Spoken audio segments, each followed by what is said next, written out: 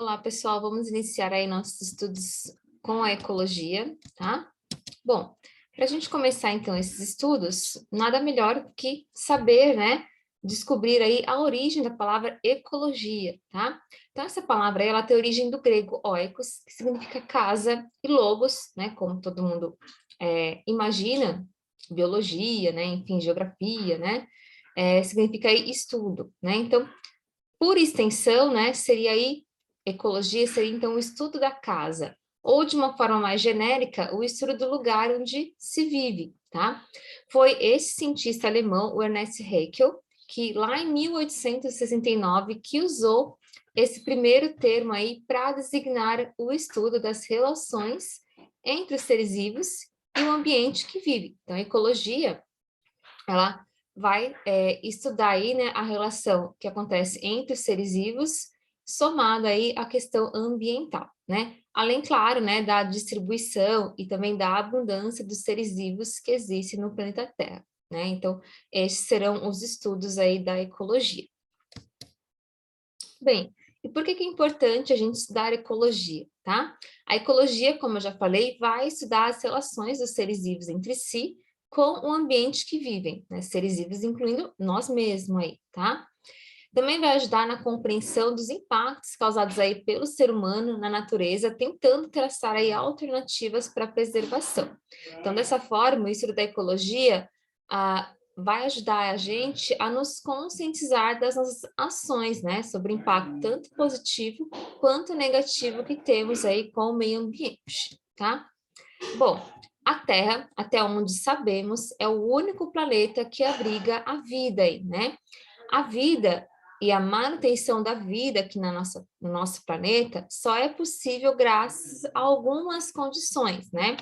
Então, por exemplo, aí ter água líquida, né? Na verdade, água nos três estados físicos, líquido, sólido e gasoso, uma composição aí ideal de gases na atmosfera. Então, essa composição, 78% de nitrogênio, 21% de oxigênio e 1% de gás carbônico e gases nobres e outros gases, né, é considerada uma atmosfera ideal para que a vida, né, haja aí a manutenção da vida no nosso planeta.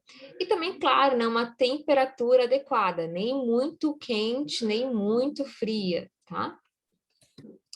A gente também pode aí, né, separar, na verdade, né, a ecologia ela vai se ocupar de diferentes níveis de organização, que são os níveis de organização ecológicos, né? Então, o mais simples seria o organismo, indo aí até a biosfera, tá? O que que é o organismo? O organismo é o menor nível de estudo que a ecologia aí se volta, né? Nada mais refere-se aí a qualquer ser vivente aí em sua individualidade, olhar o indivíduo em si, né? Ou seja, né, qualquer corpo funcional aí formado por células seria o nosso organismo, né? Basicamente é o indivíduo, como eu já falei, tá? Já quando a gente está falando de população na ecologia, seria o conjunto de organismos, né? Isso é, um conjunto de seres vivos da mesma espécie que vivem juntos em algum local. Eu posso olhar também aí, né? Posso ter aí esse nível de estudo, entre aspas, olhando só a população daquele local. O conjunto de seres vivos que vivem juntos, né? Em um mesmo local, conjuntos de indivíduos aí da mesma espécie, tá? Já a comunidade vai abrigar um conjunto de organismos distintos, né? Então, animais, várias plantas, enfim, diversos animais, diversas plantas, né? Então, portanto, a comunidade seria o conjunto, basicamente, de população que vai viver juntas em um ambiente e também vão estar lá interagindo aí entre si, tá? Já um ecossistema, aí eu já não vou olhar somente a diversidade de vida, né, o conjunto das comunidades, mas também vou me prostrar aí, né, voltar os meus estudos a um componente não vivo daquela região, os componentes abióticos, né, então posso dizer que um ecossistema são compostos aí de fatores bióticos, que são seres vivos, e fatores abióticos, que são seres não vivos, como a água, a pressão, o ar, a luminosidade, o solo, tá? Cada ecossistema vai ter, por isso, né, por esses fatores abióticos, suas próprias características. Então, por exemplo, né, diversos exemplos de ecossistemas, né? Os recifes de corais, os lagos, as florestas, as cavernas, né? São aí alguns exemplos de ecossistemas, tá? Uma observação aí, tá? Todos os seres vivos de um ecossistema mantêm relações entre si. Essas relações, entretanto, podem ser harmônicas quando tem o benefício, pelo menos, de uma espécie, ou desarmônica, quando tem o prejuízo aí para alguém, tá? Então, esse caso aqui, ó, do peixinho palhaço, né, aqui na anêmona, é uma relação harmônica, tá? Nesse caso, tem o benefício aí, indiferente para a anêmona, o peixinho Nemo se esconder nela, mas é muito importante para o peixinho Nemo, né, que é o peixe palhaço, para o peixe palhaço aí se esconder lá na anêmona, se esconder de predadores, tá? Já as desarmônicas, eu poderia citar aqui uma bem famosa, que é a presa e predador, né? Para a presa é um benefício, mas para o predador, perdão, né, é um benefício, mas para a presa aí é um prejuízo, afinal ela vai morrer, né? Bom, e aí a gente vai aí para o último nível de organização ecológica, que é a biosfera, que na verdade é o conjunto de todos os seres, é o conjunto aí, né, formado pelos seres vivos, mais aí os ambientes que eles habitam. Então a biosfera, ela vai abranger regiões como a litosfera, como a atmosfera, como a hidrosfera. Então, basicamente, a biosfera seria o planeta Terra em si, tá?